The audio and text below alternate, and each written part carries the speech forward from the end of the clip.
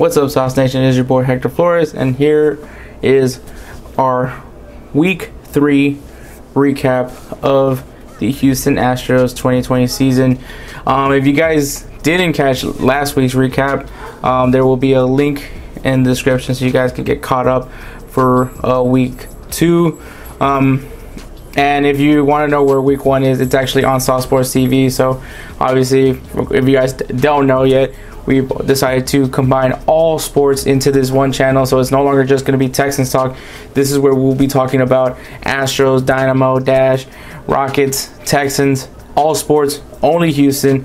So if you guys want that, make sure you guys, first like this video, because obviously you're watching this because you like the Astros, well, at least hopefully. And two, you know, it's Houston, man. So make sure you guys subscribe also to Sauce Sports if you haven't yet, and click on that notification bell so you'll be notified when we drop videos just like this, or when we do our live streams from Monday to Friday around 6 p.m. Central Time. Might throw an extra on that time, but usually around that time. But yeah, without further ado, let's get going with this video. Alright, so this week hasn't been the prettiest of weeks for the Astros. I mean, obviously coming off of a loss with the Diamondbacks, and then, you know, obviously losing the last 2 games of the Arizona series, and then followed by getting swept by the Oakland Athletics. So you were in a 5-game losing streak.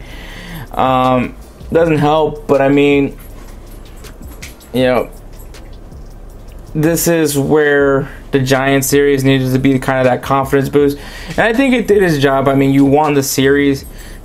There's still some issues with the Astros.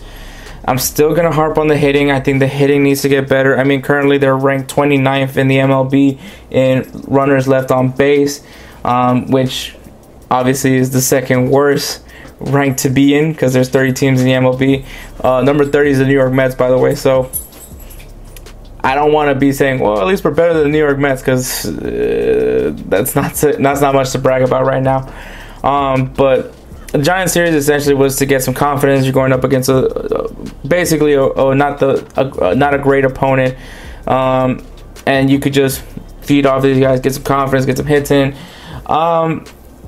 Once again, still left guys on base. They had prime opportunities where they could have really put this game out of all 3 of these games, honestly, out of reach, and they just didn't. Poor decision making. That's including Dusty Baker as well for some of their pitching decisions. Specifically in that game, the 7-6 victory for the Giants, man. I'm still confused as to right now. You had Anoli Paredes, who still honestly had like roughly a little over 20 pitches on his pitch count. He got somebody out. You know, he already had 1 out. Why would you pull him from the game? Let him go. Let him get those 2 outs. I'm pretty sure he was going to do it. And instead, you know, I think that inning would have changed a lot for the Astros, and maybe would have came out with a sweep. But I mean, they blew the game, and I mean, in that game as well, they had other issues. A lot of base running problems, some basic base running issues. I mean, Altuve had an issue. Reddick had an issue. Garrett Stubbs, for some weird reason, decided to try to steal third when Altuve was at bat. And honestly, the thing that bothered me the most about that one was that was the insurance run. Garrett Stubbs was the insurance run to go into the top of the ninth inning, my bad, top of the 9th inning with a 2-run cushion. And obviously, Presley ended up giving up a run, but that wouldn't have hurt, because you still would have won the game, ironically enough, 7-6. So a lot of bad decisions really affect.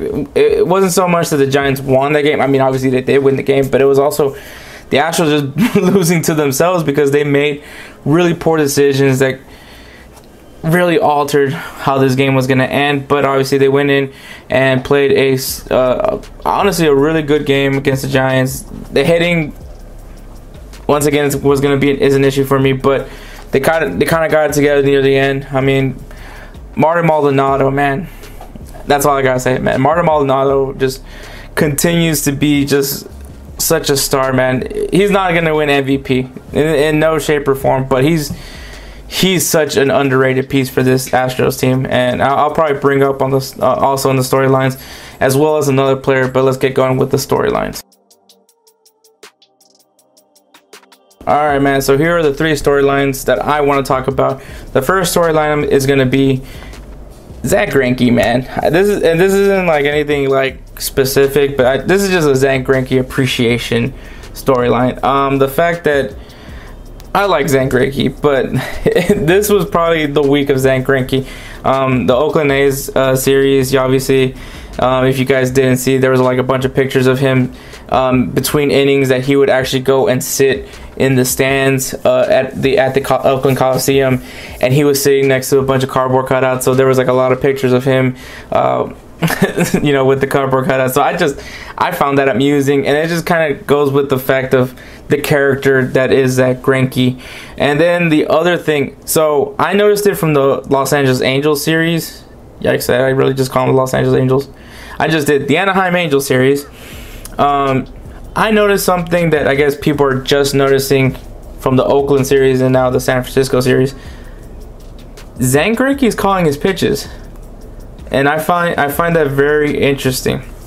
And the reason why I say that is because that is a pretty alpha move. That is a alpha of all proportions right there. And let me explain to you why. Zack Greinke is telling the catcher what he's throwing. The catcher, whose job is to tell or to obviously give their suggestions as to what to throw at that moment, and obviously to the pitcher, but this time the role is reversed. The pitcher is telling the catcher. Why would the catcher tell the pitcher what to throw? Well, it's not like they have a batter right next to them. So Zack Greinke is throwing up, you know, what he wants to throw. Like he gives the signal and all that, and then throws the pitch.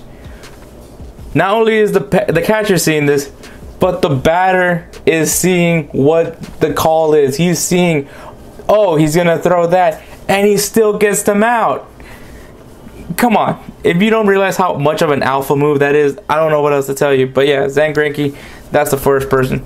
The second story is, this is also you know, back-to-back appreciation talks. Martin Maldonado has honestly been very reliable for the Astros as of lately, but I'm not gonna talk about his batting. I'm talking about what he's doing with these pitchers, man. Aside from Zack Greinke, because clearly Zack Greinke's calling the shots there.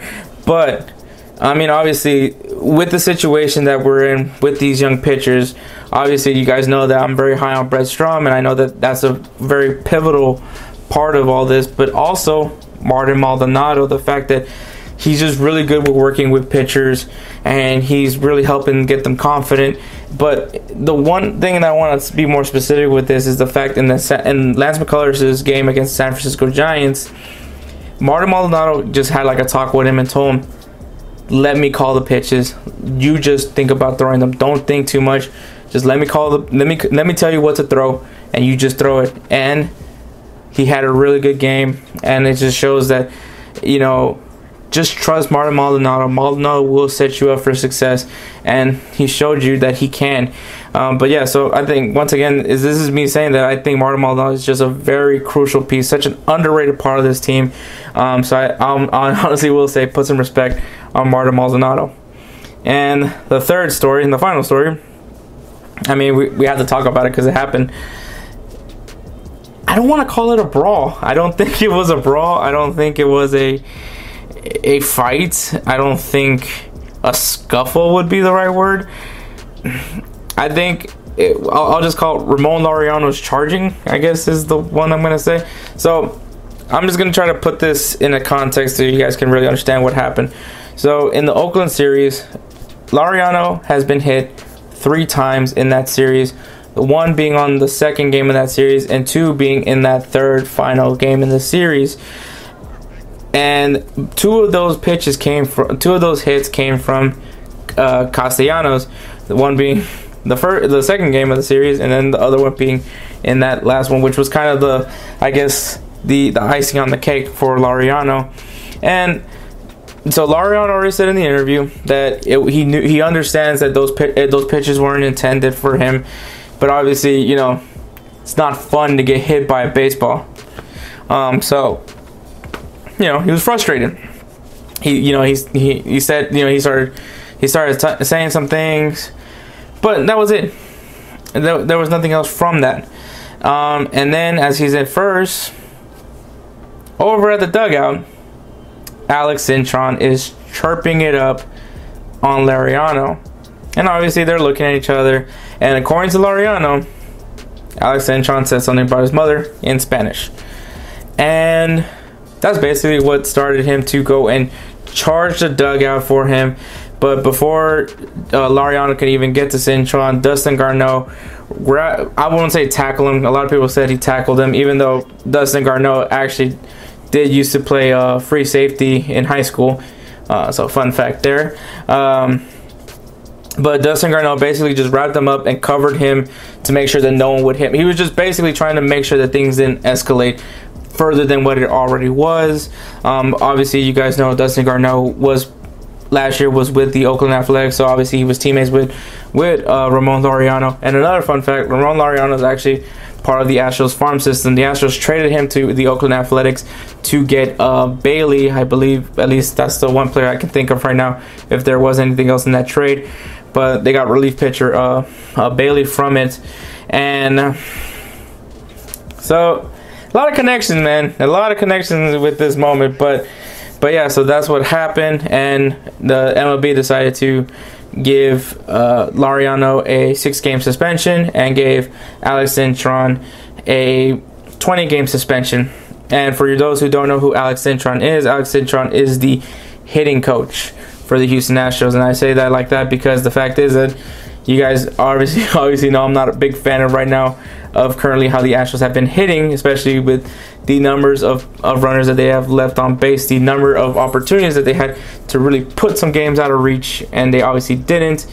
And obviously, well, if someone's job is to be coaching that, I mean, I'm just saying.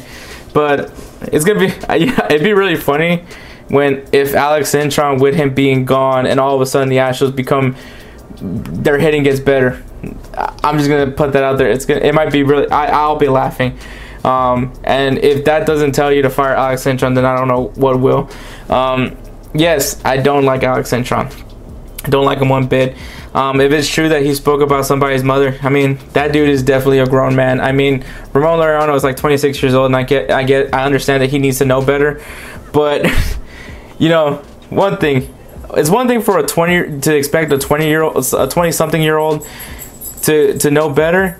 It's a whole other thing when a 40-something-year-old is the one talking about somebody's mom. That's where I'm gonna leave it at that. But Cintron will be serving a 20-game suspension. You guys may think that's a little bit too harsh, but I think it's fair. You know what? You need to hold your coaches up to a higher standard. The players are gonna be players, but you know what? A coach, you're supposed to be a mentor. You're supposed to know. You're definitely supposed to know better. And because of that lack of professionalism, I think 20 games is very well deserved. So that is my piece on the charging of Ramon Laureano.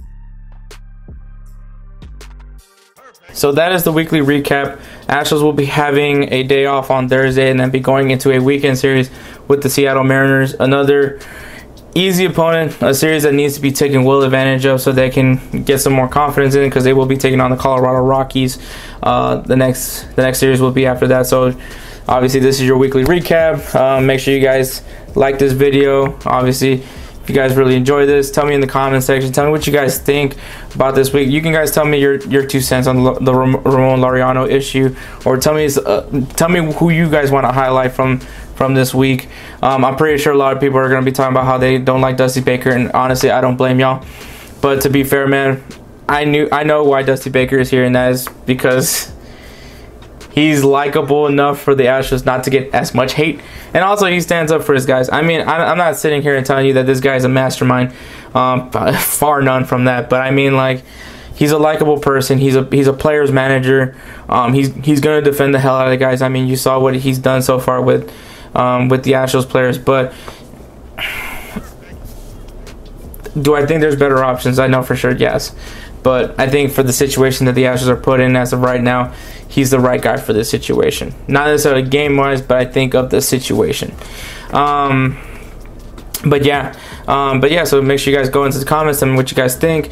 Make sure you guys subscribe if you have not yet to Soft Sports, so you guys can get all content on all sports, but only Houston. Make sure you guys click on that notification bell so you'll be notified when we drop videos just like this, because we will be dropping a lot of content for y'all. So make sure you guys check that out. Also, as well as when we do our live streams from Monday to Friday around 6 p.m. Central Time. Make sure you guys follow us on all our social media platforms. It's going to probably be somewhere around here. I don't know where. Probably on the bottom. Probably on my face. Our social medias, which is Soft Sports HTX on Instagram and Twitter, and of course the Soft Sports Facebook group. If you guys have nothing going on in the middle of the day, usually I will say Tuesdays and Thursdays when I'll be more active on it. But Soft Sports does have a Twitch channel. You can find me playing MLB The Show as a young Edward Honcho, trying to go up in the ranks in the Astros, and also some FIFA Dynamo content. And I'm pretty sure Wink and the rest of the guys on the Roundtable will probably be partaking as well on the Twitch channel as well. But also, if you guys want a little bit more of a discussion, maybe want to ask me a question about the Astros, maybe kind of not want to put it out there, so you guys want a personal message with me, or you want to talk to Ed, or you want to talk to guys from the Roundtable, then join the Patreon. Sign up for that $5 tier. It'll put you on our Discord, so you guys can go chat it up with us and as well as other Discord members. And as well, if you guys, or if you want, you can also sign up to be a member here on our YouTube channel as well, so you guys can get the cool emojis and all the cool benefits and stuff. And obviously, if you sign up for a specific tier, you'll get also put into the Discord as well. So make sure you guys, if you want to, do that as well. But yeah, that's all I really got, man. Let's hope that the next week is a little bit more positive. Well, let's hope for a good stretch of games. Maybe get some wins now. But that's all I really got, man. Chucking up a deuce. Y'all stay saucy. Perfect.